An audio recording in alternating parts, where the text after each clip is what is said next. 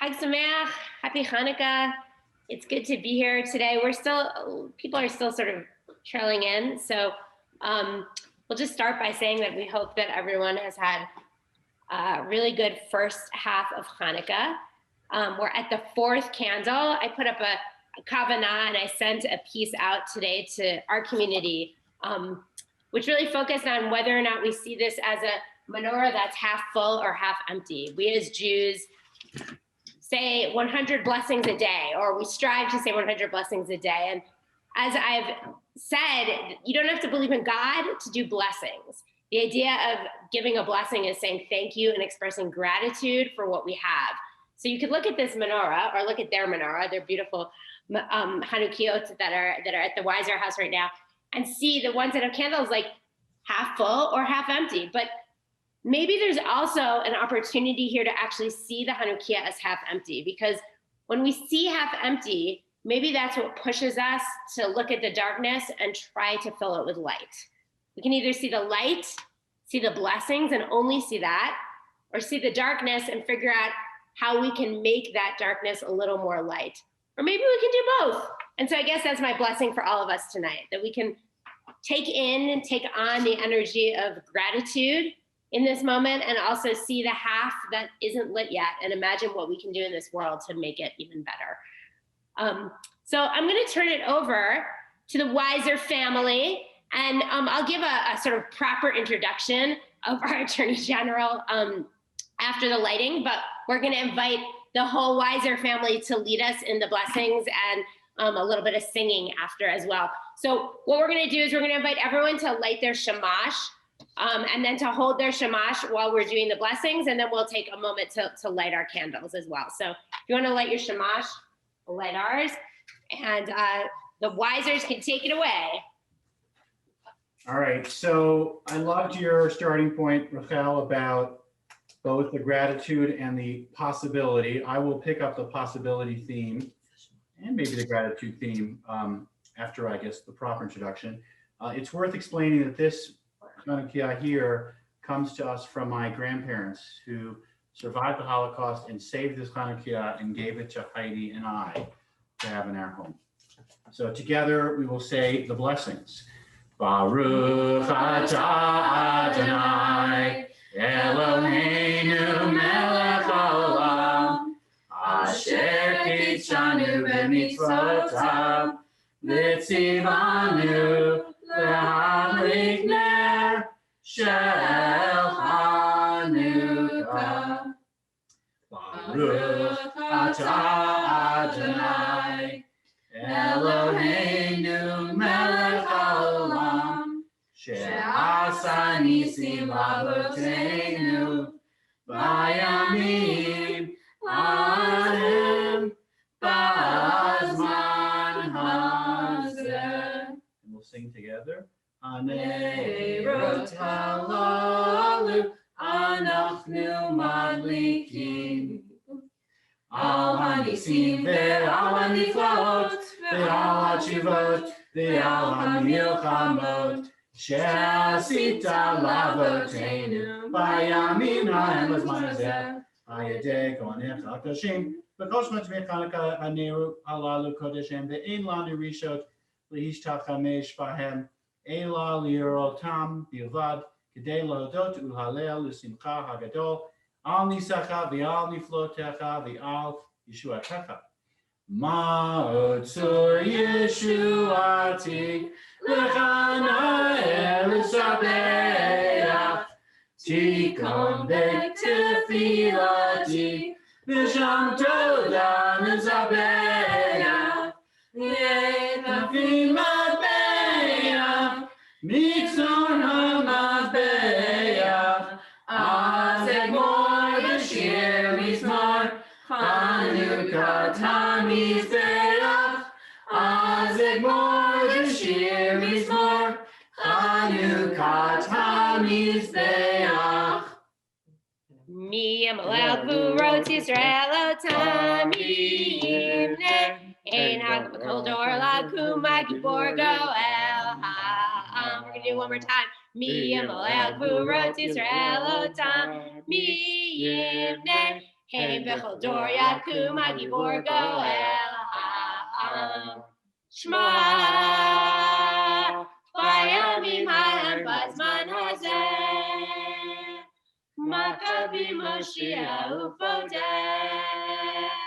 Ubyamenu Kol Yisrael Yitached Yakum Ve'Yigael Ya la la la la la la la la la la Ya la la la la la la la la la la Ya la la la la la la la la la la la La la la la la la la la la la la Ya Ya la la la la la la la la Ya la la la la la la la la Ya la la la la la la la la Ya la la la la la la la la Hanukkah, Hanukkah, come light the menorah. Let's have a party, we'll all dance a hora. Gather around the table, give you a treat. Sit we won't to play with and lock us to eat. And while we are playing, the candles are burning low. One for each night to tell us, remind us of days long ago. One for each night they tell us sweet, they give us sweet light to remind us of days long ago. Woo! Jeff singing, let's sing songs we don't know. So I'm so happy that our Attorney General Phil Weiser has agreed to be with us tonight with his entire family to celebrate Hanukkah. I'm going to just give a little bio of Phil, and then he'll share some words, and we'll have a discussion. You'll have the opportunity to ask some questions, and maybe ask his family questions too if they stick around.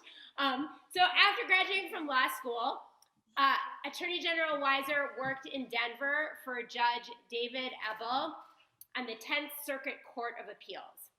Then he went on to serve as a law clerk at the United States Supreme Court for Justices Byron White and Justice Ruth Bader Ginsburg.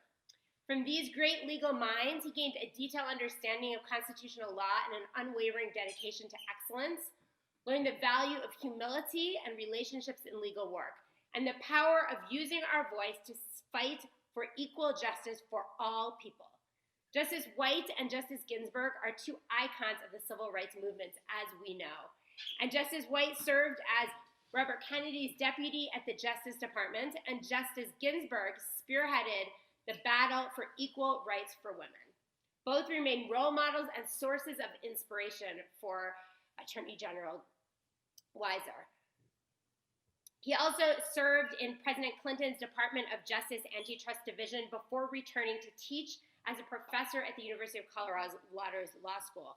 There he founded the Silicon Flatirons Center for Law, Technology, and Entrepreneurship, litigated civil rights cases, co-chaired Governor Bill Ritter's Innovation Council, and served on President Obama's transition team, overseeing the Federal Trade Commission. And now I believe, Phil, you have the title of the Dean Emeritus. Is that right? At the law school, he's now the Dean Emeritus and our Attorney General.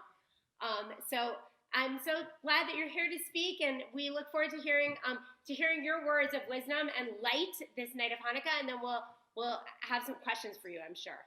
All right, so a few thoughts, but first a question for my kids. What do the Maccabees represent to you? When you think Maccabees, what do you think?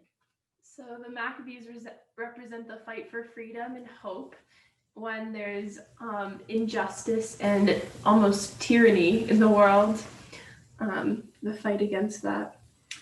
There's a quote by Margaret Mead. It's, by the way, disputed whether she actually said it, but I'm going to go with it. Never doubt that a small group of thoughtful, committed individuals can change the world. In fact, it's the only thing that ever has. And the Maccabees changed the world and reclaimed the temple at a time when Jewish observance was on the wane and were committed to fighting for justice. There's another great quote from Ruth Bader Ginsburg: fight for what you believe in and do it in a way that people will join you. And that commitment to being thoughtful, committed fighters for justice is an important contribution of Hanukkah. Also, the point about gratitude and blessings is worth remarking on. We have to recognize as we make blessings before we eat that we are grateful for the food that we're having. This is a time of struggle for a lot of people, economically, health-wise, food insecurity. And in Judaism, we're taught to remember the stranger. Sammy, how many times does it say to remember the stranger? You know, I've already forgotten. I think it's an easy to remember number. 36. 36, double chai in the Torah. It says, remember the stranger, for you are a stranger in a strange land. And that is also related to the power of empathy, that we have to remember that we were a stranger and to identify with the stranger. I just want to say that if your kids, if Aviva and Sammy like are mad at me after this because I was like, and maybe we'll ask them questions too, and now they're getting put on the spot, just don't blame me. They can ask questions too, I think is what Rachel's saying. So anyway. Oh, they're used to it. They're used to being asked questions. So anyway, that's a few of my thoughts on this Hanukkah, and we welcome any discussion or thoughts from others. Great. So if you have questions, you can put them in the chat to Daniel, and then Daniel will read them. I'm gonna ask a question to start. Aviva and Sammy, you did really well, by the way, being put on the spot with questions from your dad. So my question for you is, when you think back to sort of your childhood and your upbringing as a Jew, and I know your commitment, like you've been really committed members of Kohelet for many years. How does that play into your sort of decision to run for office and to serve our community, to serve our state? And like, how do you sort of take those Jewish values and apply them to your life as a politician? Well, as you know, there's a great saying from Piquet about Ethics of Our Fathers that we don't have to complete the work of repairing the world, but we're not free to desist from doing our part. And so I felt a real obligation to do my part, and that was very much rooted in my Judaism and my Jewish upbringing, including that my grandparents had to endure the unthinkable because of being Jewish, held on to their Judaism, came to America, and received the benefits of what this country has provided the Jewish people. And so that gives me another real sense of purpose to honor those values and to, again, remember the stranger. Beautiful. Beautiful. I often say, like, there are so many ways that we can put our Jewish values into service and into action.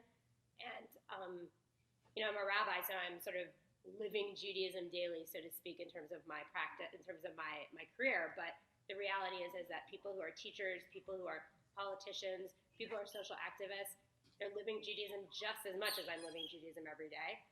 They're just doing it in a different manner. It's really great. Daniel, do you have other questions?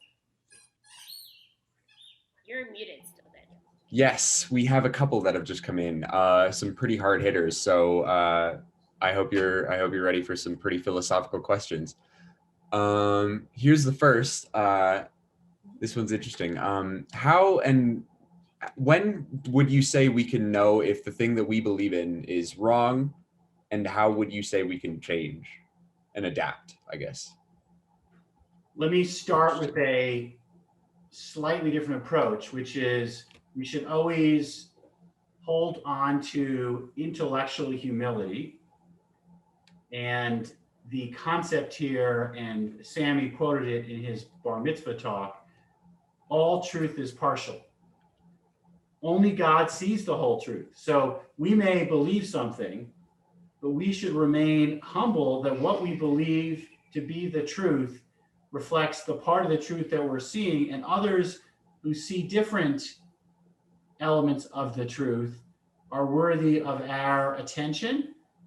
And one way to also put this is if we engage with others from a spirit of empathy, what are you seeing, what are you experiencing, what are you feeling, rather than judgment, I think you're foolish. We are going to learn more and be wiser for it. No pun intended.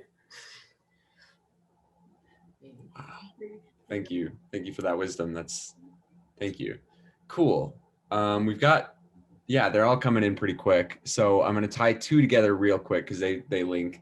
One person asks if you could tell us about your work with the late Justice Ruth Bader Ginsburg. And another person asks if you could share any memorable moments when clerking for her or any funny memory that you might have of your time with her. Well, let me start with the Jewish memory, which is she was not observant, but she was very rooted in her Jewish tradition and identity. And whether or not she would sit with the Supreme Court on Yom Kippur that was scheduled to happen the year I was clerking was a dilemma for her. And I remember giving her articles about Sandy Koufax's similar dilemma many years earlier. She decided that she would not sit with the court on Yom Kippur. Justice Breyer followed her, and the court canceled sitting that day and hasn't sat on Yom Kippur since. Other memories would be with my kids, who she really embraced. They each got autographed copies of the notorious RBG, something that Danny really enjoyed when it happened. And Aviva got an autographed copy of the Supreme Court Mouse book, which even had a mouse character modeled on Justice Ginsburg that Aviva and Justice Ginsburg enjoyed together. Thank you. Thanks for sharing. Cool. What would you say are the most rewarding and challenging parts of being our Attorney General? The most rewarding parts are getting to engage with and learn from people and connecting that to policies and actions that help people. The most challenging parts are how do we lead an office and develop the culture we want, particularly during this pandemic when people are really strained. Mm-hmm. On that note, this kind of ties into that. At a time when the nation does feel so divided, how would you say we see the scales of justice returning us to balance, excuse me? I think each of us has to find in it with our best authentic self, and on a personal goal for 2021 is to lead with empathy, not with judgment, which means try to withhold and hold on to your judgments. The Dalai Lama has some great teachings about this in terms of, again, not acting or speaking on your judgments and instead trying to lead forward with loving kindness. In a world where contempt towards others is on the upswing, that is at odds with the whole idea of a collective or towards a more perfect union, as the Constitution puts it.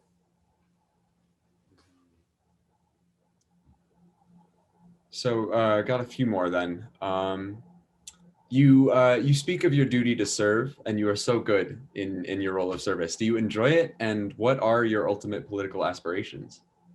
Well, I do it because I find You're asking the wrong member of the family. Yeah, I'll tell you rebuttal. The job I have is a phenomenal job and is likely to be the best job I had. I was told that ahead of time. As a lawyer who cares about public service, this job is extraordinarily meaningful.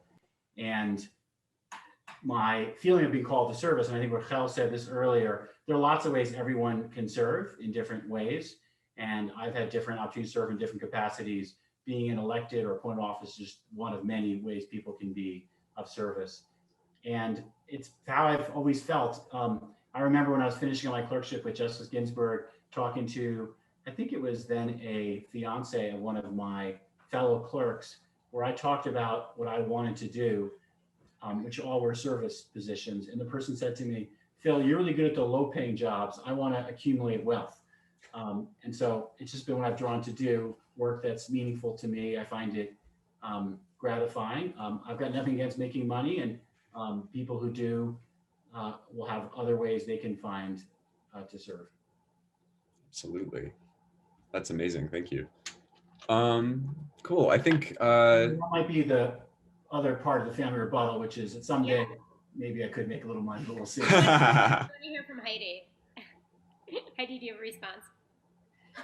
No, I think he didn't say anything that I would need to censor. It was, I will say, running for office really was a family decision. After the 2016 election, I'd been thinking at 2016, if Hillary Clinton won, there might be a chance to go back to Washington, and that was sort of where my head and plans were at. But after it went in a very different direction, Heidi was extraordinarily supportive of me running for office myself, which we did as a family, and both kids were deeply involved as well. And it has been a enjoyable and very deep learning experience as well. Kids, can we, Very Aviv cool. and Sammy, you do not have to answer this. I know I'm putting you on the spot, but is there any thoughts you have as kids of somebody running for office? Like, I was mean, it running for hard? office definitely like put a little bit of a strain on us, but like it is, I would say, probably his dream job. Like a story he didn't tell, but I find to be like really kind of insightful is that like when both my parents, when they were like becoming serious, like when they were dating, like the thing that dad told my mom was like, just so you know, someday I might, if the circumstances were right, run for attorney general, because that's like his dream service job. Like, because he can do the policy and he can like work with people. And it's like fitting all of his like goals together almost. And it really, I do think like it's worth the small sacrifices that I made as like a daughter to like help make his literal dreams come true. Like, Wow. Wow. That is like a miraculous Hanukkah piece of light. Thank you, Eva. That's really beautiful. Wow. That's amazing. I'll say it was 2 years ago running for office. Sammy would join me back-to-back weekends, once going to the northernmost part of our state in Sedgwick County, which borders on Nebraska. And the next weekend he went to Conejos County with me that borders on New Mexico. Very cool. And Family so endeavor. we were real good sports about it. That's awesome. That's really wonderful. While we're on the subject of family, I'm going to go ahead and just bring this question in because I think it's a nice one. Can you share some more about the beautiful Hanukkah on your table and your parents' journey? Well, so what happened was when my grandparents knew they were in trouble, they buried their prize silver in the, I think, front yard underground. And my grandfather, after surviving the war, went back to Biech, which is the shtetl they grew up in, and they dug out all the silver. And then my grandmother was in a different concentration camp at the end of the war. My grandfather was in Theresienstadt, which is Czechoslovakia. My grandmother was in Buchenwald, which is in Germany. And after the Swiss Red Cross met my grandmother and my mom, who'd been born a day before liberation, they ended up bringing them to Switzerland, where my grandfather and this Chanukah met them a year later in 1946. I am always inspired by the history and the tenacity of people who are making their way through life like that. That's amazing. Thank you. Are there others there, Daniel? Yes, we have a few if you're willing to take a couple more. Take a couple more. Cool. This one's interesting and highly timely. Given that you are a public figure, what are your feelings about the fact that Hanukkah has become something of a Jewish Christmas, as much a public holiday in some ways as a private family one? I think it's up to each of us to imbue holidays with meaning and purpose.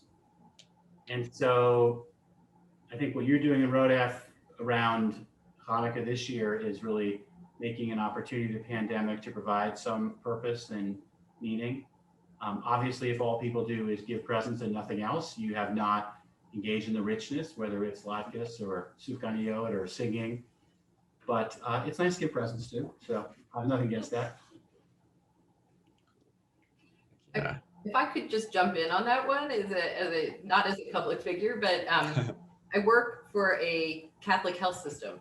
And obviously we've been, like every other health system, deeply involved in the COVID response. And we're this week working on our plans to distribute vaccine, which is so exciting. especially for those of us who've been kind of working in this space for 9 months. And I have friends, most people at work are Catholic, and they're all talking about the Hanukkah miracle this year. And so I'm finding it very nice that they, kind of have some concept of what Hanukkah means. So anyway, it was very meaningful for me. That's awesome. Love to hear that kind of thing. That's really wonderful. Cool. We've got a few more. All right. What would you say that you see as some major changes in your work as a result of changes in the national administration? Ooh. I'm looking forward to being able to collaborate more with the federal government. I worked hard wherever I could to collaborate with the existing administration. I think it will be a lot easier after Inauguration Day. Most of my work is really about what we're doing here in Colorado, so I don't see my job changing radically. For sure. Got two more, so I'll put them in a little reverse order. Then I'll do my final question. How about that? All right, sounds Yeah. good. This is an interesting one. What college courses should one pursue in order to fulfill his desire to become a public servant? You should What follow path would you your recommend? passion, whatever it is. You should go for meaningful experiences that help you grow. I would also recommend you find mentors who will support you and guide you. So the courses, I always say, don't pick the teacher, not the courses. Big snaps to that. That's very good. Very good. There's a lot of Cool. Hanukkah is really a holiday of hope. What, if anything, at a time during this time has given you hope? A lot of things, talking to young people, including my kids. During this time, we found virtual engagement with high schoolers, college students, young people. We've got really extraordinary people coming of age, including, by the way, I think the Kid of the Year, according to Time magazine, is a Coloradan who has an impressive story, like many kids here.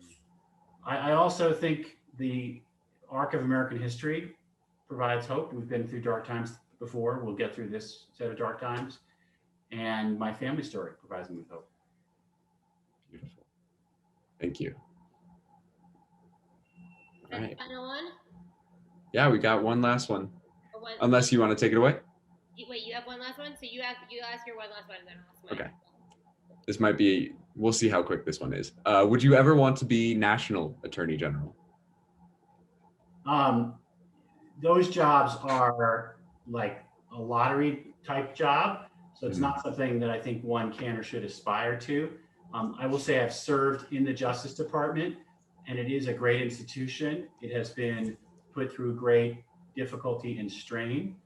And whoever the next Attorney General is going to have a lot of challenging work to do. One of the points that is sometimes overlooked in government is how many hardworking, dedicated public servants are there. And when that fiber is somewhat undermined, it really disserves our public interest. And that's true in a number of government agencies, including the Justice Department. So I'm looking forward to helping whoever the next AG is right that ship. Well said. Awesome. So we actually have two Beautiful. questions because Jeff just told me that he has a question. So Yeah, we'll let when him go first. My question is, have you been having nightmares about what if you had been thrust into one of these situations where the Colorado vote were being challenged? I have not been having nightmares about the election because I have had confidence that our system and institutions will hold. I think if you look back at all the challenges since Election Day, what you see is the rule of law holding, and the strains on it haven't given me nightmares, but they have scared me. And we have to recognize the work ahead to fortify democratic institutions, protect the rule of law. It's not been an easy past several weeks. So my final question is, if you think back to when you were Sammy's age, I know we heard this story about a while ago when you and Heidi were dating and your aspirations, but think back to when you were Sammy's age. What did you think you would be doing? What did you want to do? And would you be surprised with where you are? That's the first part. And the second part is, what advice would you give to kids that are on this call or adults that are on this call that are still trying to find what they want to be when they grow up? And how do you figure it out, and what does it mean to follow your dreams? I'll start with the last one first.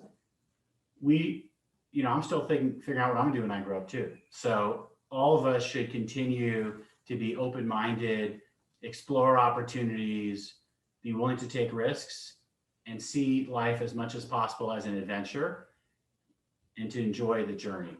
And so don't stress out about getting to a particular destination.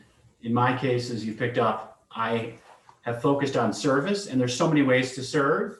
I would have had no idea when I was 13, my bar mitzvah, that I would be living in Colorado. I hadn't really visited Denver before I interviewed for this job with Judge Ebel. I had no idea to become a lawyer. No one in my family was a lawyer. I didn't really know what lawyers did. My dad was a practicing physician. That held some appeal because it had familiarity. And then when I got to college and totally got my butt kicked in sciences, I rethought that plan. But I married a doctor, so that's good. And what I would tell young people is follow your passions and develop interests, have meaningful experiences in life, and be open to where the path will take you. Great. Thank you so much. Thank you, Heidi. Thank you, Sammy. Thank you, Aviva, for hanging out with your parents for this. And thank you to our Attorney General for being here this evening.